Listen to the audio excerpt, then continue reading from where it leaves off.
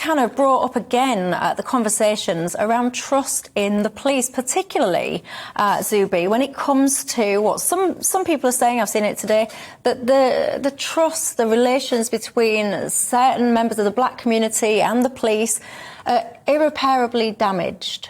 Where do you stand on it all? Firstly, I would reject that completely, that it's irreversibly or irreparably damaged. Saying that it's not helpful.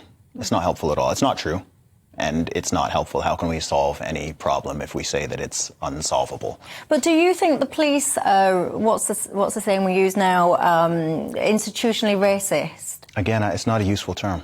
People like to throw these terms, but to me it's very intellectually lazy. It's very easy to just say, yep, institutional racism, yep, systemic racism, yep, structural racism. You can't solve for that. It's this sort of catch-all term, which just means that anytime anything happens, you can just say it. I mean, one thing that struck me actually during the intro is I think it's so interesting that with this situation, for example, that the explicit framing of race is even being brought in when we do not know if that was even a factor, right? So people are now focusing on race.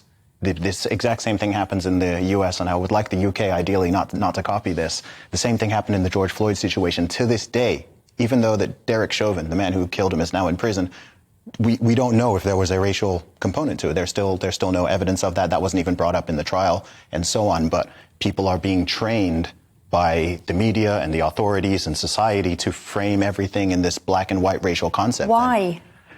I think, well, it depends on the people pushing it. You know, I think that there are avenues, there are individuals who profit a lot from it. There's a gigantic racial grievance industry. It's a multi-billion dollar, I don't know if it's definitely worth more in the US than it is in the UK. But it's a very useful political weapon, and a lot of money is made from it. And there are people who are professional race grifters who just go and they like to stir the pot and they like to make it seem that things are racial when they're not, and they just like to sow this discord and disharmony.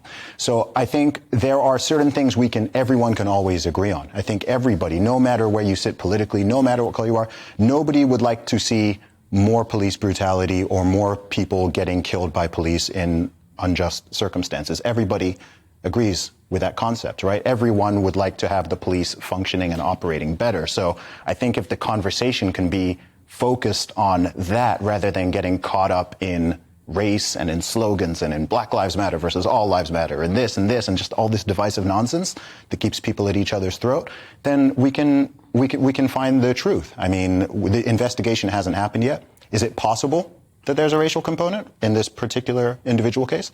It's possible.